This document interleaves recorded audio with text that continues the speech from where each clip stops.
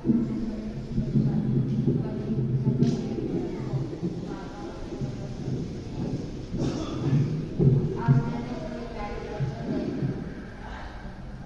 प्रतिक्रमण पूर्ण करने को लेकर इनाम पाने के बड़े उत्सुक नजर आ रहे हैं। इनाम प्राप्त करना यानी उनका एक प्रकार से सम्मान होने जा रहा है। बच्चों ने प्रतिक्रमण किया, उन बच्चों से पूछती हूँ, आप बड़े खुश हो गया, आपको अच्छा लग रहा है कि हमने कुछ उपलब्ध किया है, हमने कुछ कंठस्थ किया है, कुछ याद किया है। हमारे यहाँ पर में यदि कोई धार्मिक चीज की शुरुआत है, हमारे आध्यात्मिक जीवन की कोई बेसिक है, कोई नींव है, तो वो है सामायिक और प्रतिक्रमण। अपने दादी से, अपनी मम्मी से पूछना, वो हमेशा आपको सिखाएंगे सामायिक की कमाई और प्रतिक्रमण की पूंजी ये अपने को आनी ही आनी चाहिए। आपने प्रतिक्रमण सीख लिया तो समझो कि आपने बहुत सारा इसके साथ में इससे संबंधित ज्ञान को प्राप्त किया। सबसे बड़ा एक तो आपको मराठी आती है, आपको हिंदी आती है, आपको इंग्लिश आती है, अपनी मारवाड़ी आती है, लेकिन नहीं आती है वो भाषा संस्कृत और प्राकृत। ये दोनों दिव्य भाषाएं हैं और हमारा जो प्रतिक्रमण है वो कुछ पाठ उसके प्राकृत में है, जो सहज रूप में आपको प्रतिक्रमण के साथ में एक प्राकृत भाषा का भी ज्ञान हो जाता है कि प्राकृत भाषा कैसी होती है। इसके अलावा आपको 32 आगमों के नाम याद हो गए।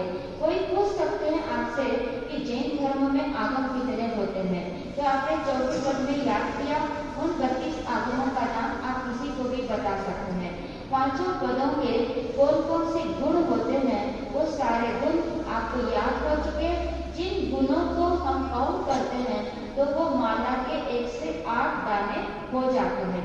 इसके अलावा आपने ये सीखा प्रतिक्रमण के माध्यम से, आपने ये जाना, जो बहुत बार आप लोग यहाँ सुनते हो कि बहुतों को संलेखना संधारा कराया जाता है, वो संधारे का पाठ भी बड़ी संलेखना के माध्यम से होता है, वो भी आपको समझ में आया।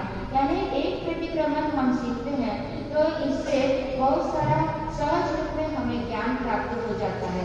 श्रावक के 12 व्रत कौन से होते हैं वो आपको याद हो जाते हैं। 3 व्रत कौन से होते हैं वो इसके माध्यम से आप जान सकते हैं। यानी प्रतिक्रमण एक ऐसे हमारे जीवन के लिए बहुत बड़ी इनकम हो जाती है, बहुत बड़ी एक चीज की उपलब्धि होती है कि जिससे कि हम जीवन पर्यंत इसको करते रहें। हमारे कर्मों को क्षय करने के लिए, हमारे कर्मों को शिथिल करने के लिए, दिन भर की आलोचना करने के लिए ये प्रतिक्रमण किया जाता है।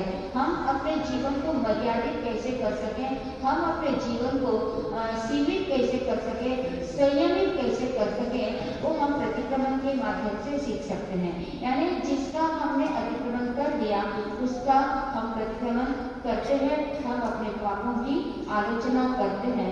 तो आपने बच्चों ने जो प्रतिक्रमण सीखा, अभी तो आप 7th में होंगे, 8th में होंगे, 9th में होंगे, लेकिन आप 10th में जाओगे, आपकी पढ़ाई बढ़ जाएगी, तब आपको समय थोड़ा कम मिलेगा।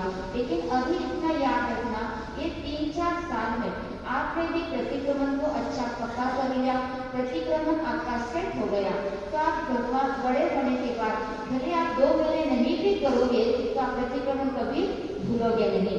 इसके बाद आप बाहर जाओगे, कोई भी एक टाइम चूज करोगे, तब आपको और समय कम मिलेगा। तो इसलिए आप प्रतिक्रमण के प्रति इतने जागरूक रहें कि जितना हो सके समय निकालकर इसको पक्का रखें, हर पक्षी को प्रतिक्रमण करने का लक्ष्य रखें, ताकि आपको हमेशा के लिए कच्चा हुआ फिर पक्का करो, कच्चा हुआ फिर पक्का करो, ये नहीं करना पड़ेगा। एक बार क्या हुआ, एक शादीशुदा नई बहू पहली बार संवत्सरी को प्रतिक्रमण करने के लिए जाती है। उसे आता जाता कुछ नहीं, सबको करते हुए देखा, सबको देखा मुखट्टी बांधी, सबको देखा हाथ जोड़ के सामायिक ले ली और प्रतिक्रमण पूरा हुआ, सब अपने अपने घर जाने लगे। तो उस बहू ने अपनी दादी सास से जाकर के कहा कि मुझे सामायिक बना दो। उन्होंने सामयिक की पूरी पाठियां बोलने के बाद लास्ट में कहा, एएसए नंबर से का पाठ तुम बोल लो, सामयिक पूरी हो जाएगी, पढ़ जाएगी। तो बोले दादी जी मुझे तो नहीं आती है।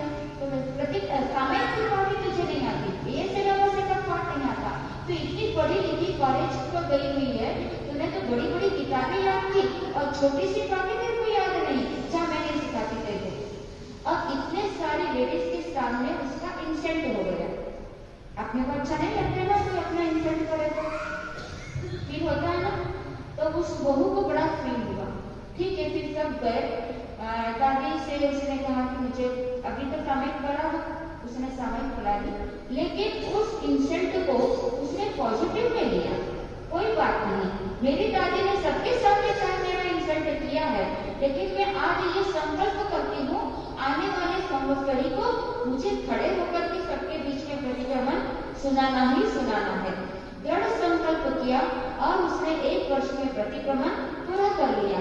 सब संवत्सरी आई, सबके बीच में वो खड़ी होकर के प्रतिक्रमण सुनाने लगी, लेकिन उसने सरप्राइज रखा कि अपनी दादी सास को बोला नहीं। जैसे ही दादी सास ने देखा इसको कुछ आता जाता नहीं, उसने कहा नहीं बहुत बैठ जाते तो देखो आता जाता कुछ नहीं। बोले दादी माँ तुम रुको।